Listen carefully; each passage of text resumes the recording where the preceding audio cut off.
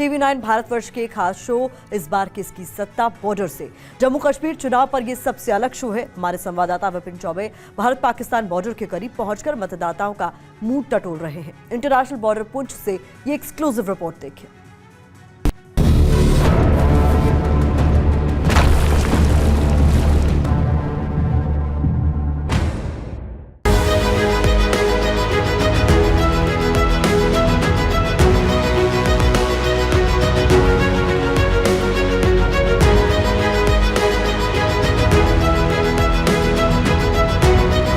नमस्कार, बहुत स्वागत है आपका TV9 भारतवर्ष पे। मैं हूं आपके साथ विपिन चौबे और इस बार जम्मू कश्मीर के चुनाव के मद्देनजर इस बार सत्ता किसकी, सीधे बॉर्डर के इस स्पेशल एडिशन शो में हम आपको कश्मीर की राय दिखाने के बाद अब ले आए हैं जम्मू के इलाके में। और मेरे पीछे ये जो तमाम पहाड़ियां दिख रही हैं, ये पुंछ जिले की पहाड़ी है। पुंछ अपने आप में महत्वपूर्ण इलाका, क्योंकि इसकी भी सीमाएं पड़ोसी मुल्क पाकिस्तान से लगती हैं।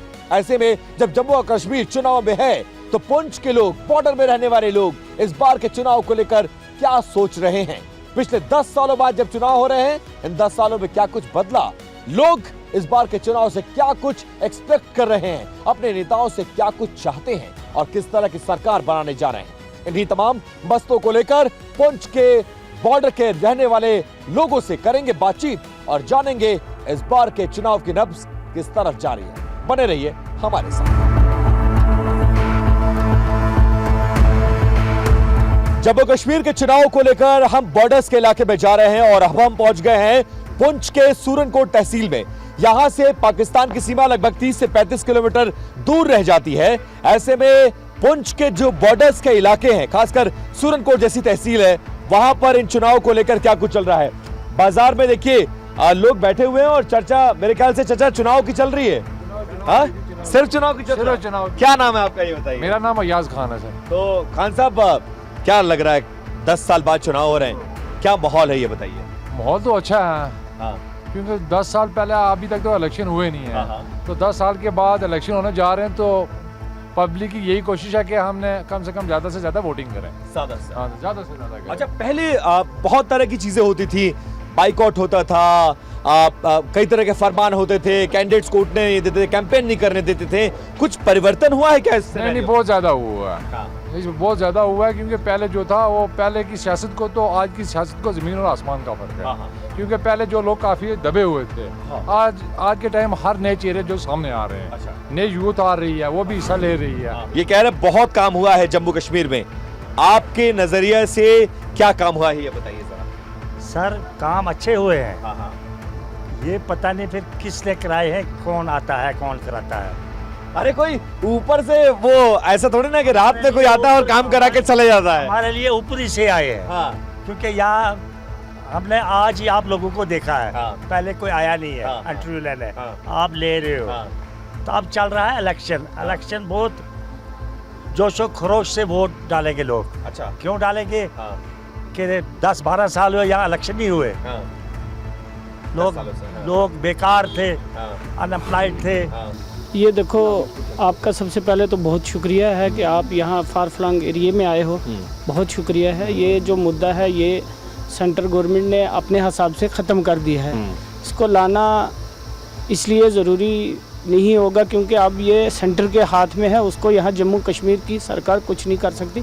हाँ, एक चीज़ है, अगर इंडिया अलायंस की हुकूमत बन जाती है, जम्मू कश्मीर के अंदर इंडिया अलायंस आ जाती है, जिसमें नेशनल कॉन्फ्रेंस और कांग्रेस के कैंडिडेट जीत जाते हैं, वो अपनी सरकार बनाते हैं, तो इस पर कोई बात हो सकती है। अलग अलग इलाकों में जा रहे हैं और लोगों की राय जानने की कोशिश कर रहे हैं। बताइए आप, हम पुंछ में मौजूद हैं। पाकिस्तान का सीमावर्ती इलाका कहलाता है, यहाँ से करीब इलाका है। बॉर्डर्स में तरक्की पहुंची है कि नहीं? बॉर्डर्स में माहौल क्या है, खुशहाली है कि नहीं? एजेंडा क्या है, मुद्दा क्या है? चुनाव 10 साल बाद हो रहे हैं। देखिए, सबसे पहले तो मैं ये कहूँगा कि ये बड़ी खुशाइन बात है कि 10 साल के बाद यहाँ पे चुनाव हो रहा है। डेमोक्रेटिक सेटअप को बहाल किया गया है। ये चीज़, ये पहल बहुत पहले हो जानी चाहिए थी। इसमें गवर्नमेंट ने बहुत ताख़ीर की है और इस ज़िम्न में तो मैं गवर्नमेंट को आड़े हाथों लूँगा। दूसरी बात ये है कि ये जो सीमावर्ती क्षेत्र हैं हमारे, इसमें आप इस वक्त देखिए, आप जहाँ पे खड़े हैं अगर कोई ये समझे कि आप जहाँ खड़े हैं यहाँ हमारे लोग हैं, तो वो झूठ होगा। हमारे लोग इन पहाड़ों में हैं। अब टीवी 9 भारतवर्ष संवाददाता विपिन चौबे ने कुछ व्यापारियों से बात की, उनका मन टटोलने की कोशिश की। पुंछ जिले के सूरनकोट मार्केट में हम हैं और बहुत सारे व्यापारी हैं यहाँ पर। सीधा उनसे बात कर लेते हैं। क्या नाम है भैया आपका? मोहम्मद आरिफ। आरिफ साहब, आपके यहाँ चुनाव हो रहे हैं? हो रहे हैं। कैसे हो रहे हैं चुनाव? अच्छे हो रहे हैं। शानदार। शानदार। लंबे वक्त से इंतजार था? लंबे वक्त से। कितने साल इंतजार किया आपने चुनाव के लिए? 10 साल से ज्यादा होगी। अच्छा, जी। अब इस बार क्या मूड बना है, क्या माहौल है यहाँ पे, ये बताइए। मूड बहुत अच्छा बना है। हाँ। वोटिंग के लिए। जी। तो किस तरफ माहौल है? कश्मीर, जम्मू कश्मीर का किधर जा रहा है? जम्मू कश्मीर अच्छे रास्ते पे जाए और हमारे इस मुल्क में अमन होना चाहिए। रोड, बिजली, पानी कोई मुद्दा है भैया? नहीं, बिजली हाँ। पानी तो मुद्दा हर वक्त रहता है। हाँ। बिजली पानी मुद्दा है। हाँ। तो दूसरा ये रोड छोड़, ये कुछ 10 साल में तो सब कुछ ठप ही पड़ा है। थोड़ा थोड़ा काम हुआ है, ऐसा लोकल मुद्दों पर इस बार चुनाव हो रहे हैं या नेशनल इश्यूज पर? जैसे कि आतंकवाद एक बड़ा मुद्दा है, धारा 370 एक बड़ा मुद्दा है, करप्शन एक बड़ा मुद्दा है, पत्थरबाजी एक बड़ा मुद्दा था। कश्मीर के लिए ये सब बड़े मुद्दे थे, जम्मू कश्मीर के लिए। इन इश्यूज पर चुनाव हो रहा है या फिर लोकल इश्यूज पर चुनाव हो रहा है? लोकल इश्यूज पर हो रहा है। क्या क्या लोकल इश्यूज हैं यहाँ पर? लोकल इशू यही है कि रोड हुआ, पानी हुआ, हॉस्पिटल हुए। मतलब यहाँ पे इतनी मार्केट है, यहाँ पे कोई एटीएम नहीं है, अभी कुछ नहीं है। तो उन मुद्दों पर हो रहा है।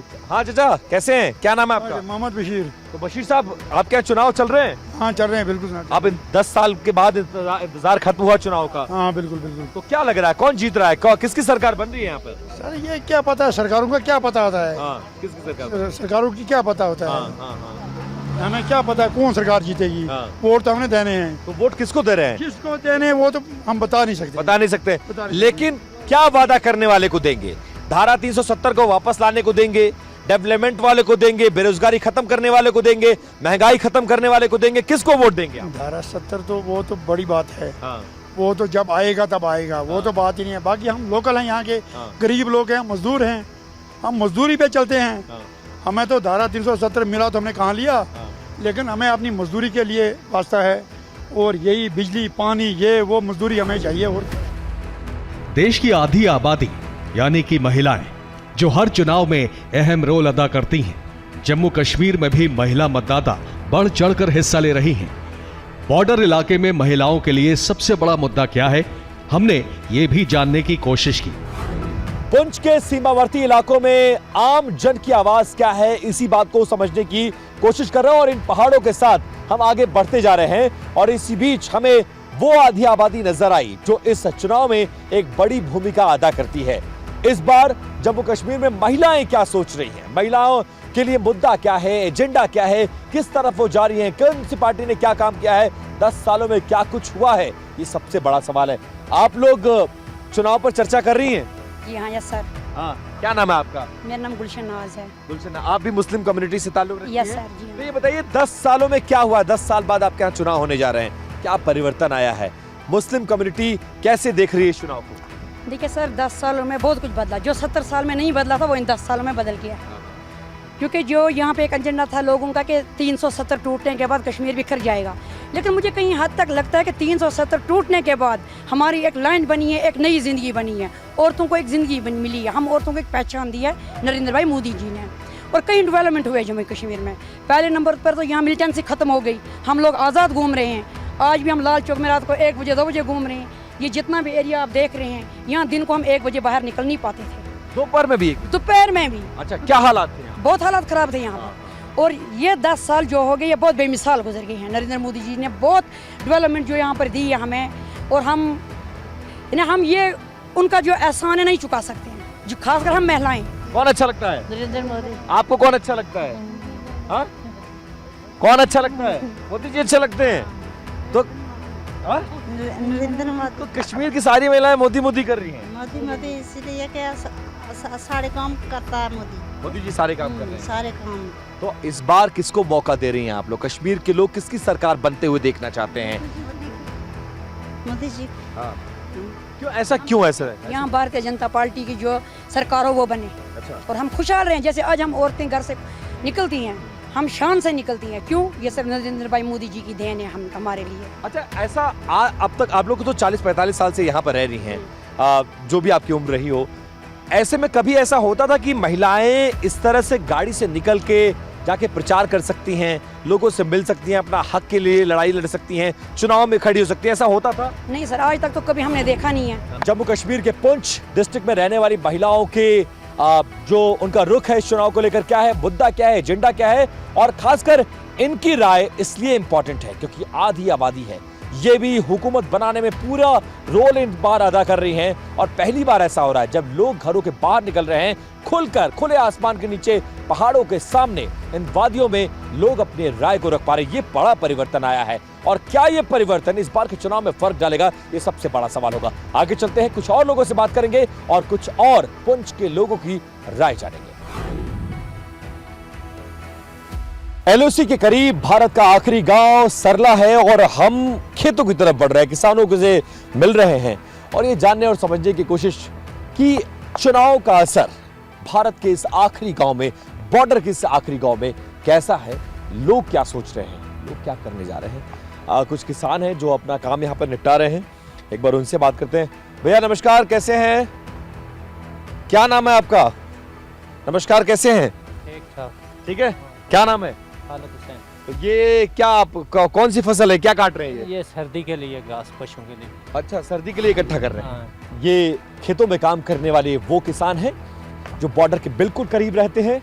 इन किसानों की राय आप तक पहुंचाई, लेकिन ये राय अभी पूरी नहीं हुई है। बॉर्डर के और अंदर चलते हैं, कुछ और किसानों से, कुछ और चेहरों से बातचीत और समझने की कोशिश कि क्या कुछ चल रहा है जम्मू कश्मीर के चुनाव में, खासकर सीमावर्ती इलाकों में।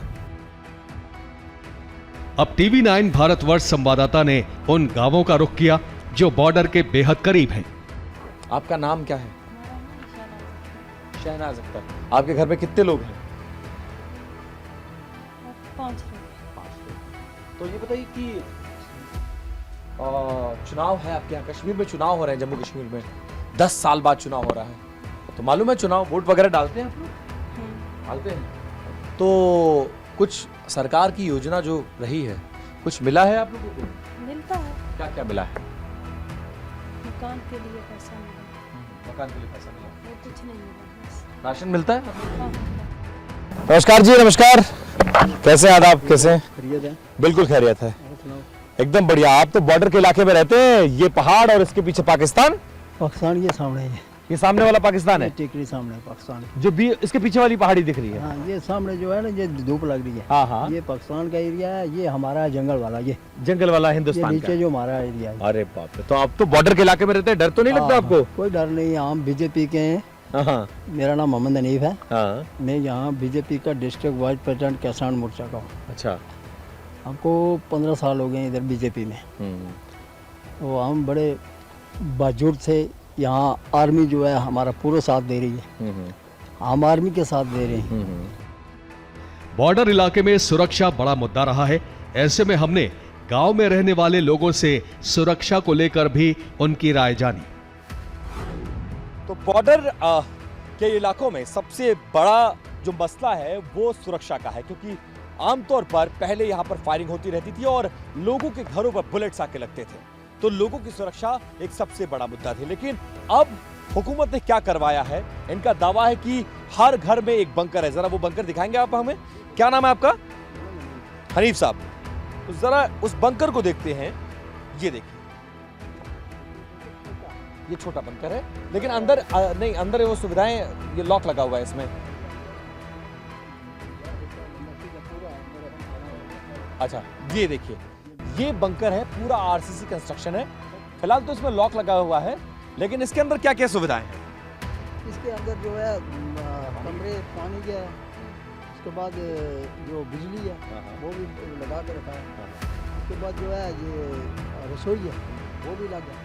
कि मतलब अगर लड़ाई होती है, शेलिंग होती है, बॉम्ब्स गिरते हैं, तो इस घर में रहने वाला जो परिवार है, जो सामने वाला, उसकी सुरक्षा वो सीधे इस घर में आ जाएगा, इस बंकर में आ जाएगा। और ये देखिए, ये बंकर फिलहाल तो अभी पशुओं के चारा वारा रखने के लिए इस्तेमाल हो रहा है और यहाँ पर इन्होंने लॉक भी लगाया हुआ है। तो देखिए, ये जो लोग बॉर्डर के किनारे रहते हैं, उनकी जिंदगी की सुरक्षा एक सबसे बड़ा कंसर्न है और इस तरह के बंकर्स को बनाकर उनकी सुरक्षा को सुनिश्चित किया गया। शायद यही वजह है कि यहाँ के लोग फिलहाल इस चुनाव में उस पार्टी की तरफ देख रहे हैं जिन्होंने इनके परिवारों की सुध ली और इनकी जान बचाने के लिए इस तरह का पक्का करवाया। कुछ और लोगों से बातचीत करते हैं आगे। हमारी टीम उस जगह पहुंची जहां पहले पाकिस्तान के साथ व्यापार के दौरान आवश्यक दिशा निर्देशों का पालन किया जाता था। जम्मू और कश्मीर के चुनाव की नब्ज को टटोलने के लिए हम भारत के आखिरी जिले पुंछ में मौजूद हैं और उस इलाके में आ चुके हैं जहां पर भारत की सीमाएं खत्म होती हैं, एलओसी आ जाती है और इसके बाद पाक ऑक्युपाइड कश्मीर शुरू हो जाता है। हम जहां पर खड़े हैं ये बहुत महत्वपूर्ण जगह है और ये क्रॉस एलओसी ट्रेड सेंटर, यानी जब भारत और पाकिस्तान के बीच में व्यापार होता था तो इसी सड़क और इसी इलाके से ट्रेडिंग होती थी, लेकिन अब सब कुछ बंद है और आप यहां देख सकते हैं यहीं से भारत स्वागत करता था अपने पड़ोसी मुल्क का, लेकिन हालात बदल गए और इसे चकंदबा कहा जाता है। ये वो बॉर्डर है, लेकिन इस तरफ रहने वाले लोग, बाशिंदे, वोटर्स क्या कुछ सोचते हैं वो आपको हम आगे दिखाएंगे। बॉर्डर के बेहद करीब रहने वाले आम लोगों में चुनाव को लेकर कितना जोश है, हमने स्थानीय लोगों से ये भी जानने की कोशिश की। पुंछ में एलओसी के करीब बसे गांवों की तरफ हम लोग बढ़ रहे हैं और ये जानने की कोशिश कर रहे हैं कि जम्मू कश्मीर में जो चुनाव हो रहे हैं वहां पर बॉर्डर के इलाकों में रहने वाले लोगों की परेशानियां क्या है, मुद्दे क्या है, इस बार वोट कर रहे हैं तो किस मुद्दे को लेकर कर रहे हैं, कौन सा नेता उनकी नजरों में बेहतर है। और हम यहाँ गुजर रहे हैं, पीछे का नजारा देखिए और यहाँ से जो हवाई सीमा है पाकिस्तान की वो कुछ किलोमीटर है, 1 से 1.5 किलोमीटर है। मोदी साहब को चाहते हैं, आप चाहते हैं? क्यों चाहते, क्यों मोदी जी अच्छा लगता है, क्या कर दिया ऐसा? पानी शानी दिया, इसलिए पेंशन बढ़ाई, मकान दिए। तो देखिए जम्मू के पुंछ इलाके में बॉर्डर का इलाका है और आमतौर पर शाम को इसी तरह की गांव के किनारे बैठकी होती है। वहां चुनाव को लेकर चर्चा जारी है। चर्चा यही है कि जो बेहतर काम करेगा उसको सरकार में लाना चाहते हैं लोग अब तुलना कर रहे हैं। 50 साल, 60 साल वर्सेस 10 साल की बात कही जा रही है। अलग अलग पार्टियां अपने अपने तरीके से अपने वोटर्स को कन्विंस करने की कोशिश कर रहे हैं, लेकिन ये जरूर है कि लोग ये मानते हैं कि कुछ चीजें बदली हैं और कुछ चीजों पर काम करने की जरूरत है। लेकिन जम्मू और कश्मीर में सरकार किसकी बनेगी ये परिणाम तय करेंगे। फिलहाल चुनाव पर चर्चा जारी है। अगले दिन किसी और जगह कुछ और वोटर्स के साथ कुछ और नब्ज को टटोलने की कोशिश और जानने की कोशिश कि आखिरकार जम्मू कश्मीर के चुनाव में बॉर्डर्स के इलाकों में क्या कुछ चल रहा है। फिलहाल दीजिए इजाजत, नमस्कार।